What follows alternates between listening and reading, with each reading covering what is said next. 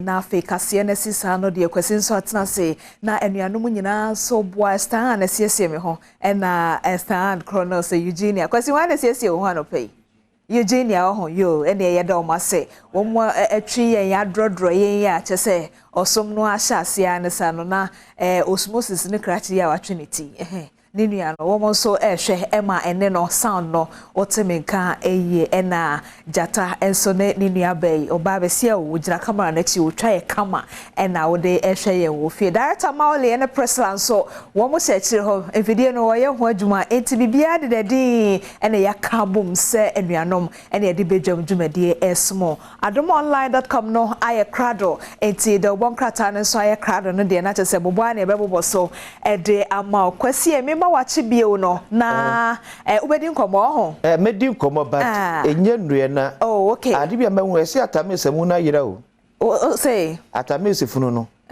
ese ayira ewo asumdwe park o ya kotu anase ya yende ya tu abusuafo bisa se wai obi akotu mo de hye ne amu no wo mo kwa asumdwe park na ne so no ne ya tu atame se nani ni ho emuni ni ho there because to boss no ma for ntia say on say said ya omo ye friend say tomb yeah enna omo ko ye no enna no ya ye no said ye no enna emu no nhyem ana say ya tu o se na emu ye professor Johnny Vasatames ye no ye abrofo de ye ye di simu say etinye de ye tutu fam gidigidi na ye abrofo no mo ya say ya na akwase no etu pese obi a izo betimi bie na na ebi apeso koye na mum bia wa ye yes abusuafo so koye a Lady D according to the Herald omso mu hu ba bia tamasemu nafa no mo kaka omani a nyi obi ase kokoido ena wakotu amu abusuafo no na eka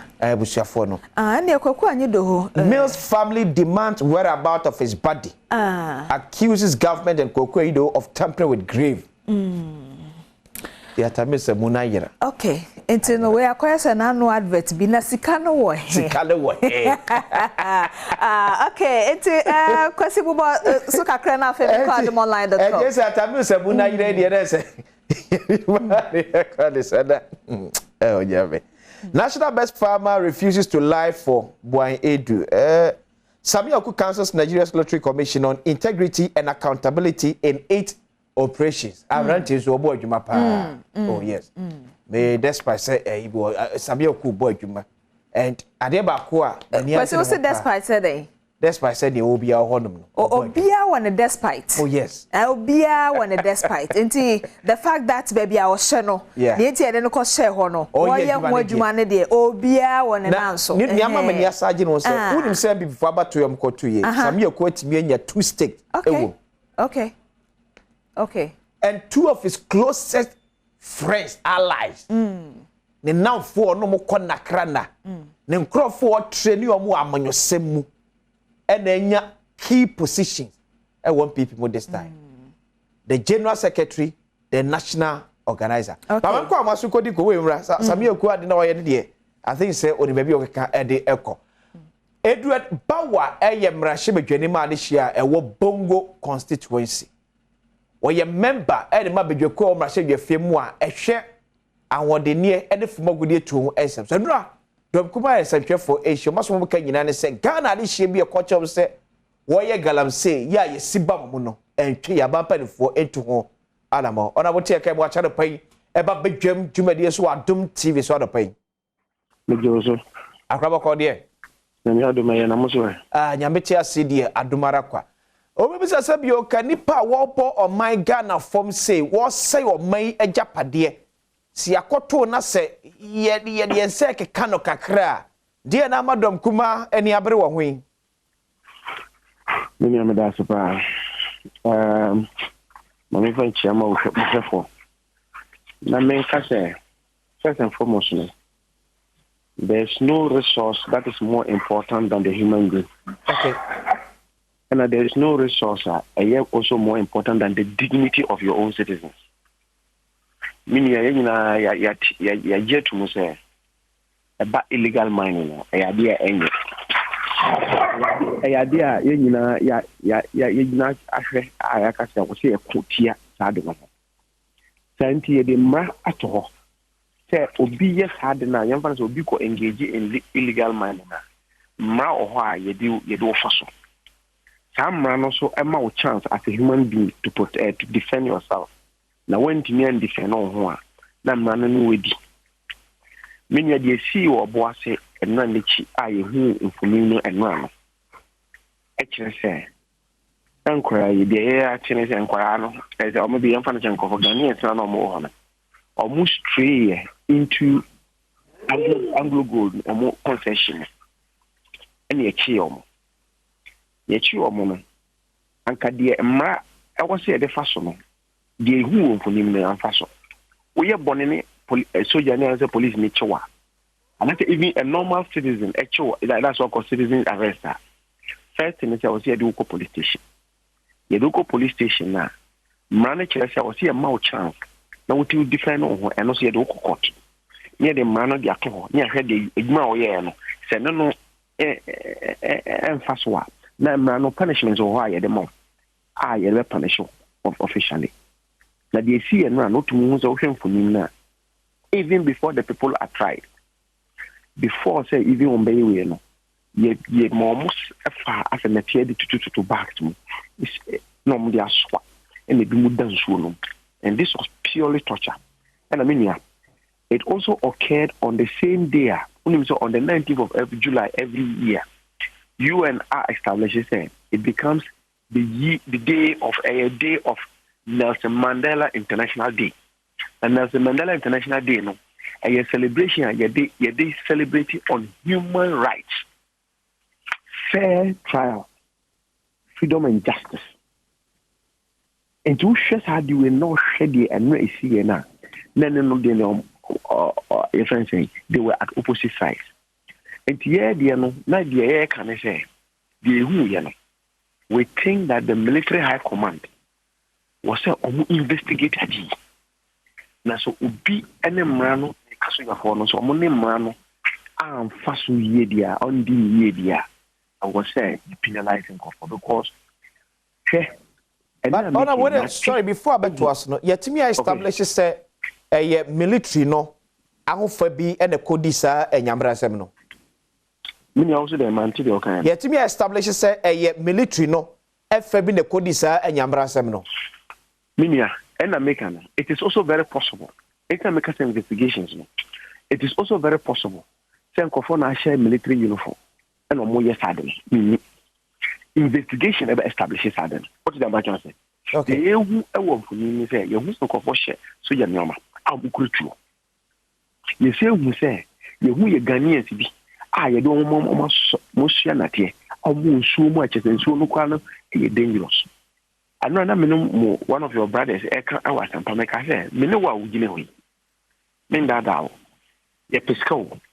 And said, Yam Penny and Concourse Sansu. It also be was Sansu, and never been at the alcohol. A yet survivor. The first principle of life is to keep yourself alive. And yet, I did almost near be beaten on more hormone. They want to survive as human beings. And to so, or yes, I'm not or everything. One ma anye dwuma ye a I was the yes I was here ne fa na kwan so ye twena so anye say ye be ma obi be gina I met out instant justice.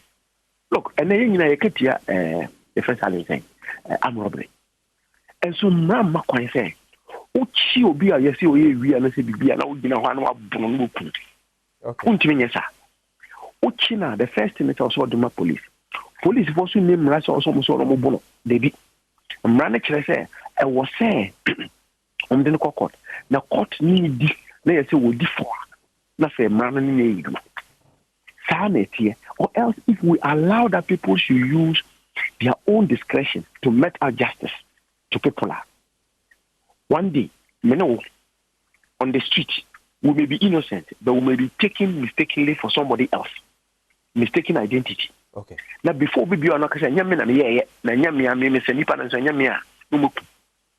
That is what me if say the military high command must investigate this and find a way of ensuring that facts need to establish it. The soldier for no real soldiers are. Then we will know who they are doing. Make a way it is say. Who names other Adamos? our Elembele area. Kaya, they arrested somebody who had gone into their concession. No, oh yeah, Galamsey or Honor. Security men now, no munisi of wool. The security men now, Omochi Aquam. Unyome, Omu Eshutino, a coon. With that, handing him over to the police. He was arrested, he was beaten by the security men and shot. You can't do that in Ghana. In a country where democracy, since 1992, you have practiced democracy. And the key cornerstone of democracy is the rule of law, respect for human rights. But it says, minority are calling for a probe into Sa Arao Semua, a sea or Boasi in the Ashanti region. That is exactly what we are calling for. Yami Esharo Pesua Jebre, NAIC and Kumo, NDC member of Parliament, Madisha Bongo, Abato, Empesius, member of Mines and Energy Committee, Yon Rachel Yefim, Edward Bauer, and a chief of Matisse, Yanano, Educate, and Quentin Lady D. No more can you say, and penphone shame now. Yo, told the beer and catabone to me, Frank at the yeah, now Quack say, Nina could be a man, Shimonimra, or Abdullah Jinaponso, and I said, and now all Cassam, no who say, or Caffini Musa Hometena, Yera Bawanso, Acabia to Swano pay, Intino. Emrano wo hwe de yenya mamrano enti kwasi mpacho media adomonline.com no to aso na de wudi ka boy ho amane se where is at Amels body no eno enso ho asem eda hanum se enti adomonline.com e bisa se where is at Amels body e yase bisa family angry with government enti abusua no won bo afu abai papa eno eye de ewo adomonline.com na afen so de fa amanyosem ho no or say you are a disgrace for allowing one to mislead you SMP to 15 regional chairs enti kanem rasebejani bi na e ka kire mantam Adom tina for makoma kudunum se wo mo ho aniwu pa so matena ho no mama wontumi aye won sa enti adekonti a wontumi aye won sa ono so kasa na adomonline.com ebe ma wo ati asie ye na afen so minority releases footage of alleged military brutality of suspected galamseyers eno na akwasi wadi ho nkomo sesia no enti ba konso a eno wa ha ne say AMA sanctions street preachers for making noise operating without permit. And in just says, I can't na yejina kura eya sorry no. So kwaje permit. Oh yes. Aha. It's who we need permit. Also a we dede. Wo sa boy kutia. Okay. It's in AMA sanctions street preachers for making noise operating without permit. Nti ene no so ho asem ena papa sofu ase na tade kokwa okura kasemu ede ejina ahanum say and commuters on Accra Tamale Railway welcome opening of service and also yede ehon kase ebo abro say keteke no train no ye adwuma nti akase kwasi be kwa kofuru bie na ye ho say na ote ye say you know special seat VIP no first class say 5 Ghana cedis na chese nke ye wiem say ya nke no ne friend say no eno an first class na wiem say so first class business class nti wiem say business class and e ba ne keteke ye first class nti no first class ne Ghana cedi 5 Ghana oh once the new Ghana be de Ghana be de ufi ha akotema ufi nkra akotema we unsan kodi traffic Ghana cedi no na mom tie ni yo kwame enum ama ne bo no say sia na omoje 5 Ghana fi so omugusu ye nsiesie o keteke no ho enti ene ye 5 Ghana for ye nche ho oche bi be ko na 7 ana 10 a enya fe na betu protest e me friends and for wo mu jiska na ye nsiesie ana me bo a asem na anyen kwese mpacha of daily graphic da wakata ensure say aban e the $3 million US choppable dollars nsiesie kwame nkroma mausoleum se na be betimi atretrem ama awo for call mo manya ba bi atimi atena atwetwe pictures atimi asua ade ye dia fa osaje for doctor Kwame Nkrumah and would have worked out the Mammy Shelley Aikobotri for the Abasi equipment for visas on arrival ready. Foreign Affairs Ministry can say Ghana to write 2022 wasi alone. 2022 wasi no. Yes, young Kwa and Yabetre. The chronicle that worked out so I just have for Neka saying, I say I just have for drops bombshell. It says NPP cannot give on her and that her vote to break the 8 is very important. Rehabilitation of Nkrumah Memorial Park commences as also and a pursue minor response to DC co US play to rehabilitate bad roads. Minority for small mechanics no. The Bokata Ede about the chronicle the Bokata is the Baladi Mr. Asma Bekin. Mamma for you Manu Siboni. Jo. Free senior high school a yade papa. Medebia meka say, uyo saje for Dr. Kwame Nkrumah timi see ni naso people say, yen share bibi na say e wo e sire mentifido man temua. The next person ya wabwe ye pa taking the bold step. Say yen trema Ghana fana baby obia enyebi. Eye nana ado dankwa ekufuado wayade. But Mr. President, the current state of free senior high school enye sustainable. No matter sika Ghana benya, yentimi sustain this current state and form of free senior high school. Masemi te anope. Mapeni obi bi o person ba e boarding house and a free senior high school no say ni pani chiaka. So person o ba boarding house or say ni pani chiaka because see lady wo share enko free senior high school for website. Near reading raise the Thai free senior high school cheap. Okay, but see, it's supposed to bring equity. Yen child in a pepema obi ye yenio, obi ye sikenio, nensan kabi. Papa Jemisi will say the current form and state of free senior high school in Pacho, ye child pepe. Obia or what or ye day student, only the ones from free senior high school.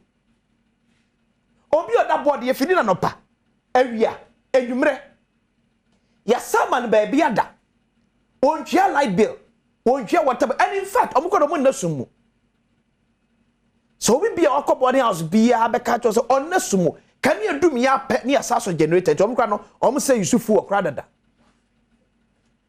eti pachi mi so se mampani nipa o say me for example me fra santimampo me tia santimampo yewo amani apo senior high school ewo ho yewo St Joseph ewo ho yewo St Monica's ewo ho me say media mempe ba mpese me ba ebe school wa prempe wo mra me de school mu na aban fa ne hoka mampani na ade upeso ko boarding house chia mampani because ya hwe ni na say aban bi ba na obetwam a abeka say oh na aban nya ababa but no kwani say the current state and form of free senior school state no enye sustainable. No amount of money can sustain it. No. By 2024, numbers near who is a no ever moving from baby away. Near the county, it was 3 million of students in our senior high schools. Somebody be me sustain this hard way. It makes some penny. Yes, and no correct. Minim said any affair abem because my penny to son among say CSA. Young co near is a day student. Would ye free the map oko boarding house abetua dia de no kwakwe say near Drum Ham start ye no and the kufa de say kwakwe decide go send my penny person ko but see my penny no kra wo mso ye say yet me ton ko so fa sa amanyosem no en kire o man no ye mu ye tibia sese ye tibia wom sese ne fa ho sika e mo man ho bra lady before abawie when you say enen kwada a omwo free senior school boarding house no about 72% awfo betimi atuaka 72% of enkwada omwo boarding house and the free senior school awfo betimi atuaka so ye pese ye hu no mo betimi atua that is where betimi detect it can nessa akwasisi am ye adwuma multimedia na so ochina badwuma se na mentimi sustain mba no all boarding house abacho ye omo so pom ma so mekọ boarding house and also yenye exchange me be se mentimi ntwe benti wo fa aba no ko na me ba ne mra dey ya hwe ni ya ba bia free senior high school ekono ebedu ba bi ye beka se hold on ye beka se hold on mampani yenye bibi se sie ansana ye do that level ya me nchire nyina amen. Okay, into no kwasi odi asi oda won krata mawie the chronicle just support say the friend is so beto boabo wa na onimde ne Nigeria so penifo this free senior high school bae no wo monimde omo Nigeria so na kwasi nsia nso a wono so eka de ono ka no ono so nimde ne nan ejina so fi se wakotu se okohwe free senior high school website a ene 72% na wo mo ebetumi atua meme nkenkan ye entimi nim enti aban ne nimde ne Nigeria so kwasi so nim de ne na so eti no am say ye de sia ne sa ho okay jo eti akokanse mo nsam na eba wakwam eno achi no ne wukuada eti ma mebuata ma sister de ahosepe ebebra no achi betena se wa fisem komotochi nso na ya borura ye fiefie ni aye homework bia ewo ho na afi eno achi nso kwasi ene abedwafo betena se de mpense mu no asomo koso ahwa Adom TV like comment na share if you say ye wadoye ye mo ache